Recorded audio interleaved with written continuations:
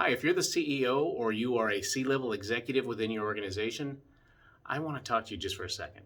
I want to give you 3 tips that you should have in your back pocket should you be hit with a cyber attack that is actually successful. So you're getting hit all the time. There's no question about that. Everybody gets hit, but whether or not that was successful is a different story. So I'll talk a little bit about that.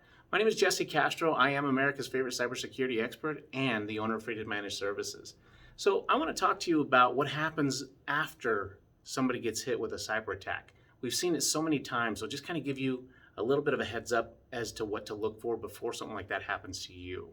So every time somebody gets hit, what ends up happening is you have to call the IT team in, obviously. They come in and they help you get everything back up and running. Sometimes it takes a while. It may take a couple of days. It could take a single day. I don't know. If they're really good, it might take a couple of hours. However, what typically happens, what we find is that the management of the company wants to wait a little bit longer because they want to go and evaluate what just happened, and then they want to start creating plans around that at that time.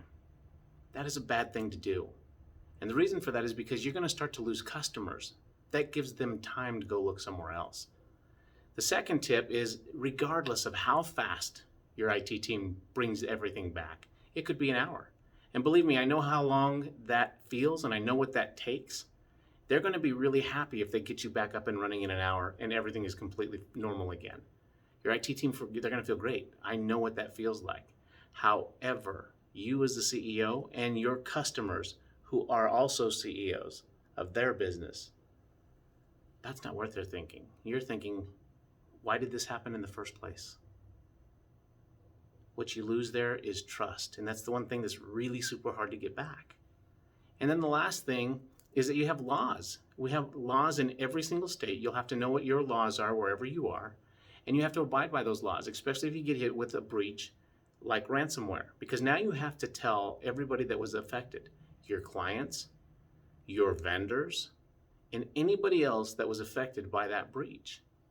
And as soon as your customers start talking, one of your competitors is going to find out. And once your competitors find out, they start going after your customers. And they use that against you. So let me ask you a quick question. How do you even get started in something like this? How do you know whether or not you are in a good position? Well, there's a lot of ways to go about it, but it really starts out with your credentials, your passwords. Are they safe? Have they been safe? That's how they mostly get in. I'll tell you what, if you like what we just talked about here, click down below. I'm going to have a link there, and we'll run a scan against your domain to tell you whether or not you are in the dark web. And if you are not in the dark web, I'll send you a report of findings that says, hey, everything is great, everything is clean. If you are in the dark web, I'll send you a report that shows you where you were attacked, show you what your passwords are, if they are, what they currently are, or what we have, or what they found down in the dark web. And it may be shocking. I'll tell you that much for sure. But we'll do this for free. So click the link below, and I'll get this report of findings to you just as soon as we can. Thanks.